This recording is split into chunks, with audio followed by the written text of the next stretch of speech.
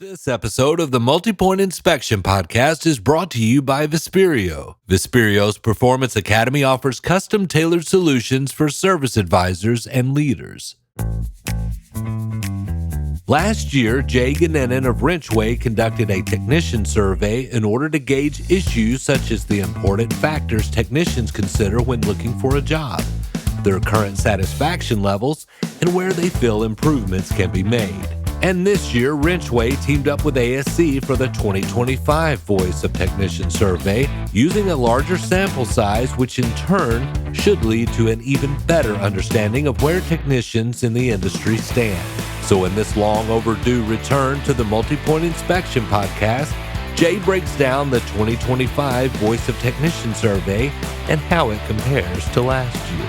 My name is Jay Goninen. I am the co-founder and president of WrenchWay.